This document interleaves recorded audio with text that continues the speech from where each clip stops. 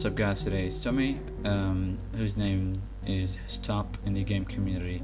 Today I will be showing you how we can have the best quality on MTA San Andreas for 360p on YouTube, and how we can have how we can make 360p look like 720p and 1080p.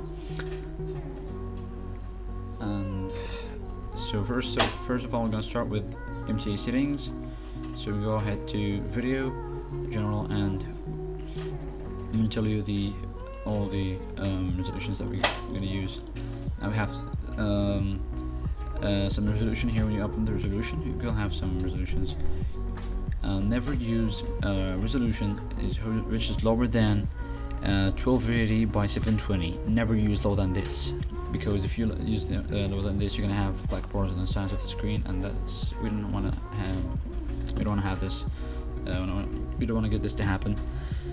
So use resolutions upper than 1280 by 720. Now, for medium or low PCs, you need to use 1280 by 720 if you need to have a really good resolution, a really good HD look. Okay. If you have higher than 1280 by 720, I mean, if you have a hard PC, you can go with whatever you want. You can have 1920 by 1080, or you can use a maximum resolution you have in the screen. Now for FOV, I think 85 is fine. Draw distance for high PCs, you're gonna keep it higher than 80. Like if you wanna use, you can use 91, 93, whatever, until 100 if you want. You can get it also lower than this if you have a low or medium PC. If you have a medium PC, you can keep it at 80, sorry.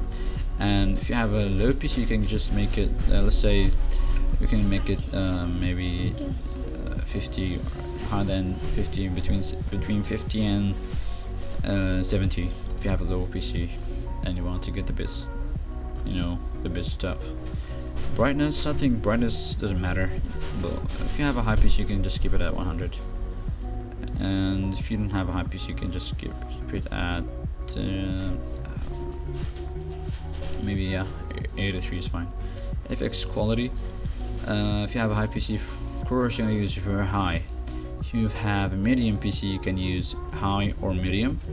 I recommend, if you have a medium PC, just use medium, because high is it's useless. It's gonna reduce your FPS, and that we don't want this while recording.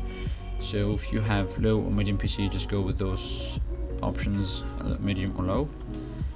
If you have a low PC, never use anisotropic filtering. Anisotropic filtering. If you have a high PC, only high PC people only can use this anisotropic filtering. Make it at 16x if you have maximum resolution and the high-end PCs. Yep. Now if you have anti-aliasing, also for low or medium PCs, never use that. Only for high-end PCs can use anti-aliasing and make it at maximum. So aspect ratio, you can just make it 16:9 if you want to have the better look. That won't matter actually. Auto or 16:9 is fine. And for high PCs, let's say if you have that very high, you want to use volumetric shadows. I'm gonna make the game better. And grass effect, heat haze, and tire smoke. If you have medium PC, let's get it back to medium. Do not use any of those. Just use volumetric shadows if you want. And I don't really recommend using it, but it's fine if you want the shadow under the car to appear. That's fine. You can use volumetric shadows. Now we're done with the MTA settings, and we're gonna go ahead to my desktop and show you guys my Vegas Pro settings, so how we can set up a really good quality on 360p. The maximum quality on 360p that looks like 720p, and on Sony Vegas and After Effects also if you guys want. Okay, see you on my desktop. And now we are back to the desktop, guys. Let's move on to the Vegas Pro. So on the Vegas Pro, we have the clip here that we're gonna edit. I think we're gonna have the video rendered it on better quality, and we're gonna just make both of the 720p and 360p on YouTube are having the same actual quality, kind of the same actual quality. You're gonna make 360p look like real closer to the 720p. So yeah, now that's the clip, and you go here right above the on the corner here, as you guys can see, for the properties, project properties, and the template. You just scroll down here to 4K 16 point up above 9 sorry, and click apply and OK. Then you just keep everything as it is for the better quality. And actually NTSC, I tried to upload this before and it's not looking good at all. IVTC film is way better if you guys try it. Now let's go to file, render as, and you go to save as type. You go just choose Sony FES, MVS, one of those types actually. So we're gonna choose this one, and you go here and choose internet 1920 by 1080p, not B, just this one or this one, whatever you want. I think 30p is fine. Now you'll have this kind of stuff, but you have to change the frame rate from NTSC to IVTC. Here, as you can see, do not change anything more. Just go here to encode mode. You can just change this to render using CPU only, because this is going to make your rendering speed really fast, just trust me.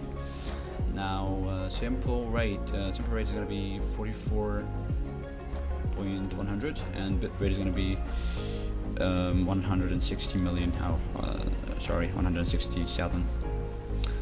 System, I'm going to choose format to MP4 file format. Now I'm going to change to project, and video rendering quality is of course going to be best. Just click OK and save and render the file. Now I will show you guys how did it look in both 360p after uploading and 720p, and how you can just know the difference. And now this is 360p, as you guys can see here. If you scroll and stop here on the track, you'll notice that it's not blurry, glitchy, or doesn't have any kind of glitches or any kind of blurry things, as you guys can see. If we go down to the 720p video, you'll see that it's kind of, yeah, of course 720p is going to be a little bit better, but this is the actual quality that we have. We have the track not blurry at all. We don't have any kind of blurry things, unless if you're just still using the speed blur of the ultra thing. I know most of the recorders use it. I simply do not like to use it actually, but I used it to record for you guys, to see the guys that really use ultra thing while recording MTA, whatever. And this is the quality, guys. There's no big difference between them. This is the tutorial. Thank you guys so much for watching. Don't forget to subscribe, like the video, and rate, and comment down below if you want me to do more how-to videos. And actually I took American and British accent, both of them. I just wanted to use my British accent for tutorials. Yeah, you know, do some fun. So thank you guys so much for watching, and goodbye.